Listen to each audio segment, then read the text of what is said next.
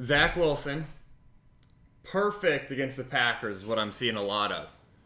Almost perfect is probably the correct answer, but I thought the kid had a heck of a game. I thought he came out firing. I thought he was reading concepts out correctly. There's one maybe that I disagree with, but again, it could be how the Jets are teaching it, so we're going to break it all down.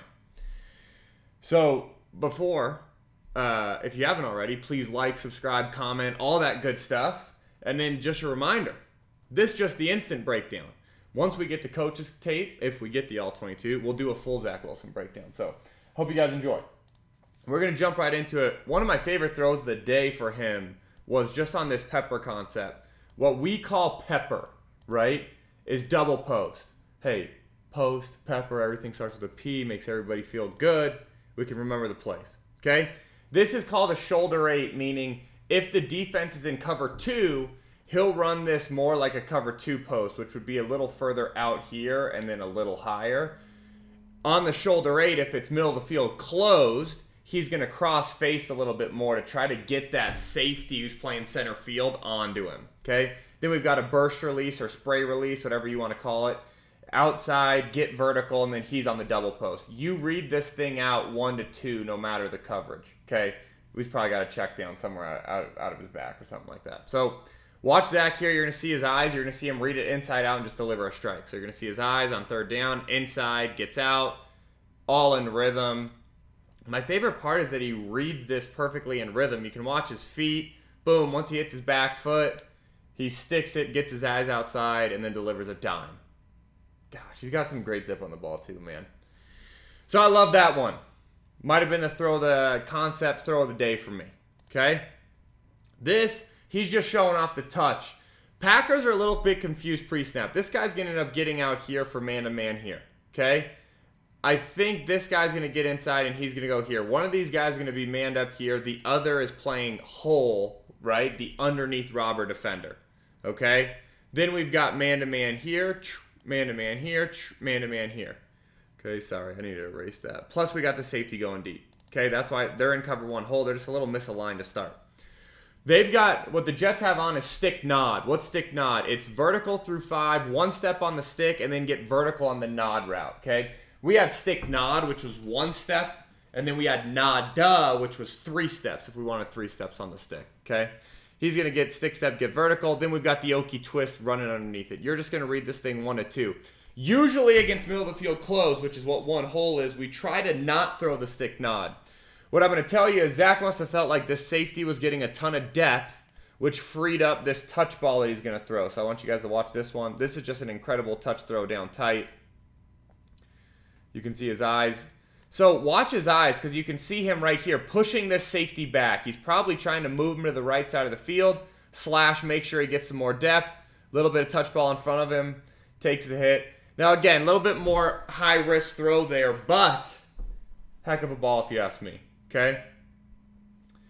This is one we got marked as bad. And why do we have it marked as bad? Because, so, every time that they've just got boot here. Okay? You've got the point guy. He's going to set the angle on the corner. You've got the backside over chasing. Then we're going to work a little pivot route or a little spot return or a snag, whatever you want to call it, as our control flat. I've always read it as a top-down situation, being 1, 2 to 3. Okay? We also would alert this if it's like, we would call it take it if it's there. So if you get a bunch of sink in the defense, you can go ahead and move this up to 1. Like if you feel the sink, you can alert it. The Jets very well. There's a lot of teams that read it from bottom up. 1, 2, 3. So the Jets very well could be reading it bottom up. Let's say the Jets are reading it bottom up. Then to me, the issue is the throw, right? So it's either bad because this is a top-down read and we missed the over, and I'll show you what I mean, or it's bad because, hey, just a tough ball, but those get away from everybody, okay? So right here, you're going to see the action. He's going to work out of there. To me, this is where the ball needed to go because you've got that over. You've got the guy chasing backside. It's a premier look, man. But let's say that he did read this correctly. Let's say the Jets like it bottom up, not top down. We just got to track our shoulder a little bit more and let this thing rip, okay? Be in front. That's it. This is, I know I just said this earlier, but this actually probably is my favorite of the night because what we've got is we just got mesh H bullet, okay? This is our H. He's on a little bullet route, a little rail route. Against this, we want to identify him. If he plays this clean, so with mesh, we might luckily just pick this guy, okay? If we pick him, boom, you're back, we're going there. So your back's number 1.